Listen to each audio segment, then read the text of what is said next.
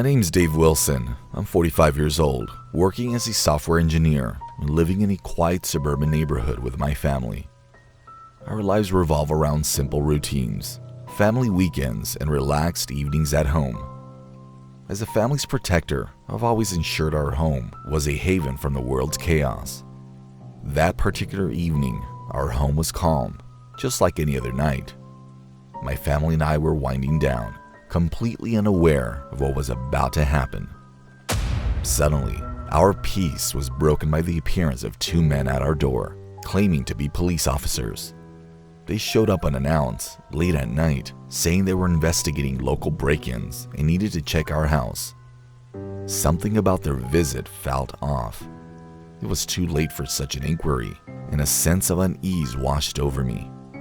They showed their badges, which seemed real at first, but something about them just didn't add up. Their urgent manner and the way they peered into our home felt more predatory than protective. I knew I had to be cautious and smart about handling this unexpected situation. The moment they showed their badges, something inside me shouted a warning. The badges looked real enough at first glance, but a closer look revealed little details that just didn't match up. Their behavior was off too. They seemed too eager, their eyes quickly moving past me to scan the inside of our house. It was more like they were hunting than helping. I had to think fast, but keep it under the radar. I quickly texted my neighbor, who's a real cop, explaining what was happening. While I waited for his reply, I kept talking to these guys, trying to delay them. I pretended to be concerned about the break-ins they mentioned, all while my heart was doing somersaults in my chest. The danger to my family was real, and I struggled to keep my cool on the outside. Inside, I was nervous, but I had to keep a lid on it. I couldn't let these guys get past me, not with my family right there.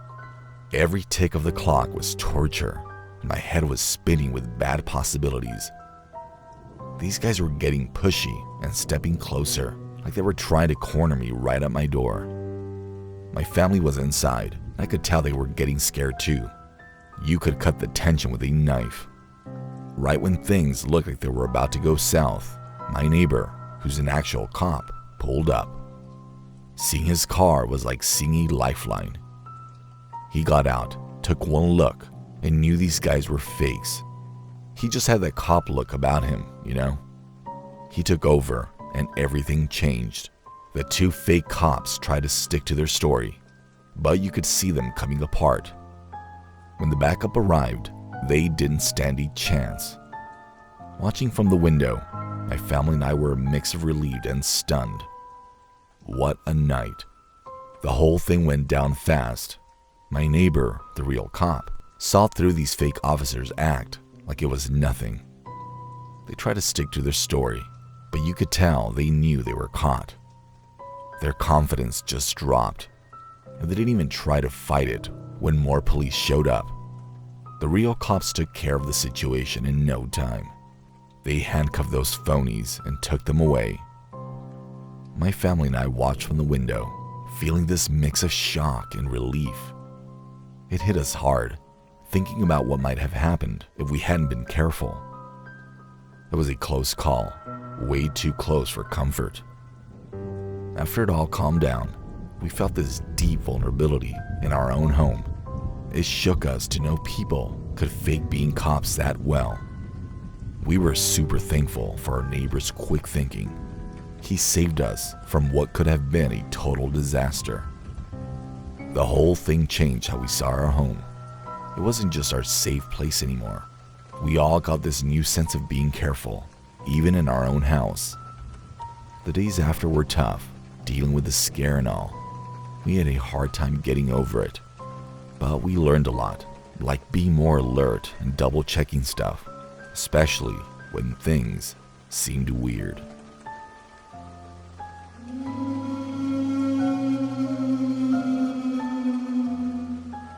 Born and raised in Texas, I'm always on the road, either for work or to see family. On that November night in 2012, my partner and I were driving through Texas, just like we often did. We love these trips. They kept us connected, despite our crazy schedules. That night though, everything changed. We were chatting, the radio low, just cruising on a calm night. But then, out of nowhere, this car came up behind us, all aggressive, wanting us to stop. The guy was acting like he was a cop, showing a badge and all, but something felt way off. First, his car didn't look like a cop car, no lights or anything. And that badge? Something about it just didn't seem right. My gut was telling me we were in trouble. The guy was too pushy, and the way he looked at us was scary. We decided that there was no way we were stopping, not for this guy. We had to get to a place with people around, somewhere safe. So, we kept driving, aiming for the nearest gas station, hearts pounding, scared out of our minds. At the gas station, the guy suddenly knew he was busted. He just took off, leaving us there, shaken up but safe. We couldn't believe what had just happened. Who was he? What would have happened if we stopped? It was all too much to take in. Months after that scary night, we found out something that made our blood run cold. There was a news story about a horrible thing that happened on the same road we were on. Another couple got pulled over by a guy pretending to be a cop, just like with us. But for them, it ended in a nightmare. The woman got kidnapped and then killed. Hearing that shook us to the core. The way it happened was just like we had gone through. It was a real wake-up call about how close we came to something awful. The whole thing changed us big time. We started looking at strangers differently, especially ones who acted like they were in charge. We couldn't shake off how easy it was for someone to fake being a cop and how dangerous that could be. It made us think a lot about trusting our gut. If something felt off, it probably was.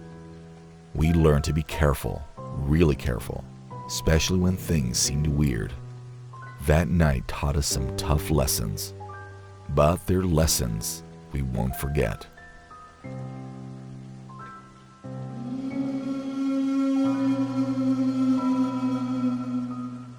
I'm Liza, 26 years old, a graphic designer from the United States. I was super excited about spending my first Christmas in London. I'm that person who plans everything out. I thought I'd blend right in with the London vibe, given my love for strong coffee and indie tunes. My friends always say I'm chasing the next big thing. So on December 20th, 2020, there I was, stepping off the plane at Heathrow, buzzing with excitement. I had this whole list of spots to hit: the British Museum, the London Eye, and more. From the get-go, London felt buzzing, even right from the airport. But the excitement turned upside down real quick. Right after I got there, they announced a strict lockdown. COVID-19 was all over the place, and bam, all flights got cancelled. I kept staring at my phone, reading the same news over and over, trying to make sense of being stuck in a city that was closing down. I managed to find this Airbnb near Tower Bridge. It was small and seemed cozy, exactly what I thought I needed. The owner left a note saying, "Welcome to London," with a smile. That was sweet, but it didn't cheer me up. Outside, the streets got empty real fast. It was kind of spooky watching London change like that. One day, people were everywhere. The next was complete silence. I'd look out to see the famous streets with no one around. No buses, no noise, just nothing. Felt like I was in one of those movies where everything just goes wrong. Even though the streets were empty, Christmas lights were everywhere. Oxford and Regent streets had these festive lights that looked like something from a postcard. But it was weird. There was no one around to see them. It was kind of beautiful, but also sad. Like the city was all dressed up for a party that got called off. Then, on Christmas Eve, I just couldn't stay inside anymore. So I bundled up in my coat and scarf, ready for the cold, and walked out into the silent streets of London.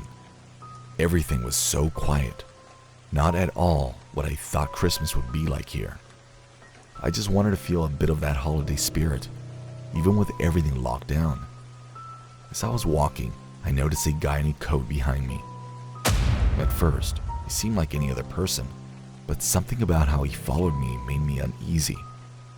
I tried telling myself it was just a coincidence. I mean, it's normal to share the same path with someone else, right? But deep down, I was really scared. Out of nowhere, this guy starts running at me, shouting that he's a cop. I was torn between feeling relieved and scared. Why would a cop be chasing after me? He got closer, and I could see his uniform, but something was off.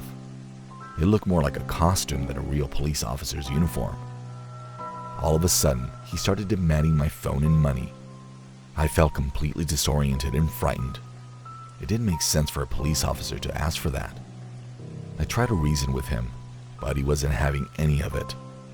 Then, out of nowhere, he struck me on the head. The pain was intense, and everything just faded to black. I can't recall anything after that, just the overwhelming pain and shock. Waking up in a hospital bed was something I never expected from this trip. The room was stark white, with blinding lights and just one window. My head throbbed painfully, and dizziness washed over me. Trying to sit up was too much. The pain was unbearable. When the police came to take my statement, I explained everything that happened, still struggling to understand it myself. That's when they informed me that I wasn't alone in this experience. It had become a common tactic for criminals to disguise themselves as police and target tourists. Learning this sent a shiver down my spine. Back in my hotel room, I had plenty of time to think. As I prepared to fly back to the States, I couldn't stop reflecting on how quickly things had turned sour. The trip was supposed to be exciting, but instead, it became terrifying. I thought about how life can change in an instant. One moment, I was exploring a new city, and the next, I was recovering in a hospital. I eagerly awaited the moment I could return home. Once home, I realized the profound impact of the incident. It wasn't just a ruined holiday, it was a life lesson about unpredictability. I learned that no matter how well you plan, unexpected things can happen. This experience taught me the importance of resilience and perseverance.